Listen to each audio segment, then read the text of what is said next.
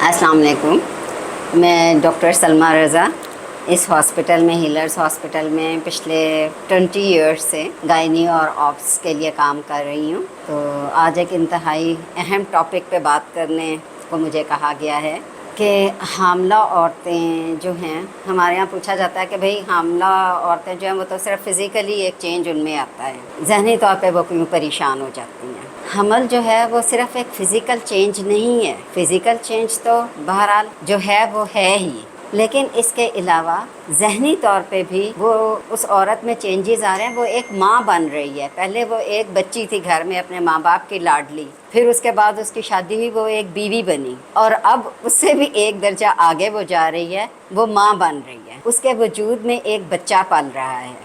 Physical changes तो उसमें आ ही रहे हैं, उसके खाने पीने में, उसके सोने जागने में, उसके काम करने की सलाहियत में, हर चीज़ में उसकी ज़िंदगी बिल्कुल चेंज हो रही है। तो इसमें थोड़ा सा उसको मेंटली स्ट्रेस भी हुआ है। जहाँ ये एक बहुत खुशी की बात है प्रेग्नेंट होना, कि वो माँ बन रही है, एक बहुत खुशाइंद ख्याल है ये। वहाँ आप खुद सोचें ना कि जब एक इंसान कोई अच्छी चीज़ उसको मिलने वाली है और वो कुछ अरसे के बाद मिलनी है, 9 मंथ के बाद बेबी आता है प्रेगनेंसी के, तो उस 9 मंथ में उसकी सोचें अपने बच्चे को लेके, उसके फ्यूचर को लेके, अपनी सेहत को लेके, अपने घर वालों के रवैयों को लेके, उसकी सोच में तो ये सारी चीज़ें शामिल हैं ना। तो वो थोड़ी सी मेंटली डिस्टर्ब भी होगी। फ़िज़िकल चेंजेस में जैसे मैंने आपको बताया कि ऑलमोस्ट उसका लाइफस्टाइल ही चेंज हो जाता है पूरा का पूरा। खाना पीना, सोना जागना, मूड स्विंग्स, ये सारा कुछ उसको होता है। हार्मोनल चेंजेस होते हैं, उसकी वजह से ये सब कुछ होता है। फिज़िकल चेंजेस आते हैं बॉडी में, उस वजह से ये सब कुछ होता है। तो मेंटल चेंज जो है ना, वो एक बहुत बड़ी इम्पॉर्टेंट चीज़ है। फ़िज़िकल चेंजेस तो हो ही रही हैं, लेकिन मेंटली उसको, माँ को सूद रखिए। उसके इर्द गिर्द के लोगों को पता होना चाहिए कि प्रेगनेंसी एक फ़िज़िकल चेंज नहीं है, बल्कि एक मेंटल चेंज भी है।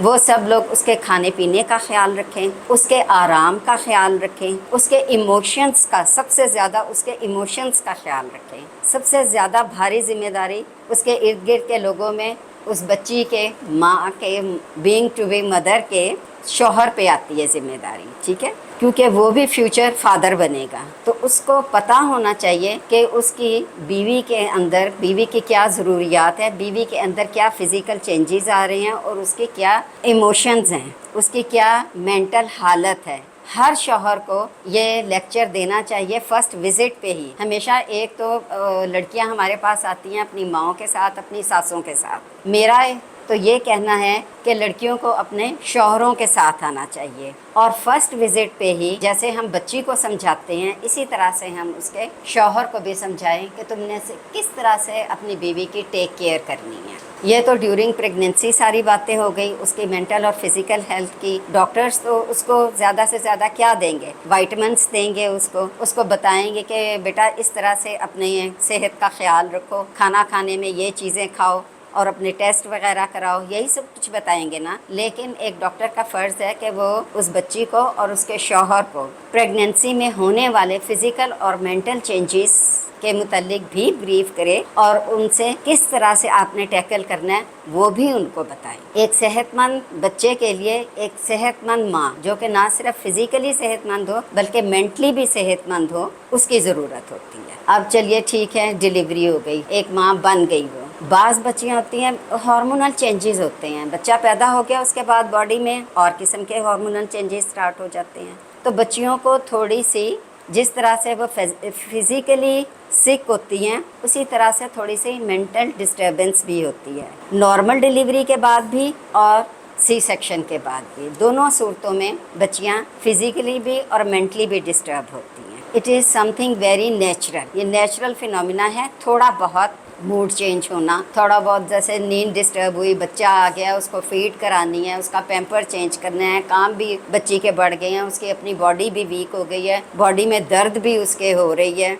ये सब चीज़ें भी हैं, और उसकी एडिशनल ज़िम्मेदारी बच्चे को भी देखना है। तो उस वक्त भी उसकी ये सब मेंटल हालात का, डिलीवरी के वक्त भी माँ को भी اور باپ کو بھی سب سے زیادہ امپورٹنٹ میرے نزدیک تو یہ ہے کہ باقی خاندان کی نسبت سب سے پہلے ماں شوہر کو بلایا جائے ڈیلیوری کے بعد، اور شوہر کو بھی بتایا جائے کہ تم نے اب اپنی بیوی اور بچے کی کس طرح سے کیئر کرنی ہے۔ میں کینیڈا جاتی ہوں ہر سال تھوڑے عرصے کے لیے، میرے بچے کینیڈا رہتے ہیں، وہاں میں نے ان کی آپس اور گائنی کو جو آبزرو کیا، وہ باپ کو ایک پورا لیٹر دیتے ہیں کہ گھر جا کے آپ نے اپنی بیوی کو کس طرح سے اس کی دیکھ بھال کرنی ہے اور بچے کی کیسے کرنی ہے۔ ہمارے ہاں کیا ہوتا ہے کہ میاں صاحب تو بالکل علیحدہ کمرے میں سو جائیں گے اور بیوی جو ہے وہ بچے کو بھی دیکھے، گھر والوں کو بھی دیکھے، دوسرے تیسرے دن ہی نارمل ڈیلیوری کے بعد گھر والے کہیں گے کہ بھئی کچن میں کھڑی ہو جاؤ، کھانا بناؤ، یہ کرو۔ یہ سب کچھ زیادتیاں نہیں کرنی چاہیے۔ بچی کو آہستہ آہستہ اس کی ذمہ داریوں کی طرف لائیں۔ ابھی اس کے اوپر ایک بہت بڑی ذمہ داری آئی ہے۔ ایک چھوٹا سا بچہ جو اپنی کسی ضرورت کو زبان سے نہیں کہہ سکتا،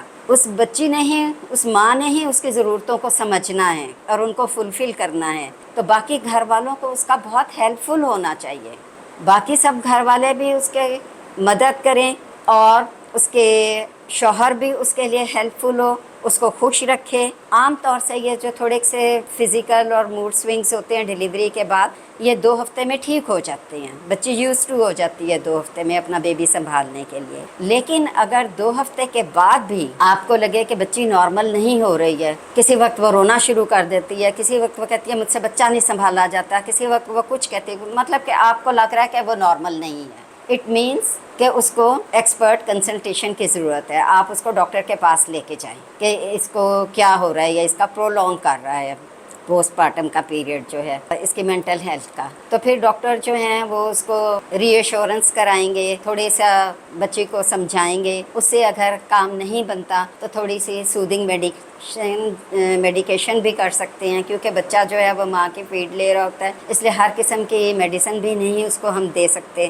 تو وہ ان حالات کے مطابق ہی اس کو ٹریٹ کرنا ہوتا ہے۔ تو یہ تھی چند امپورٹنٹ باتیں جو میں سمجھتی تھی کہ سب کو، ہر فیملی ممبر کو اویئرنیس ان کی ہونی چاہیے۔ السلام علیکم۔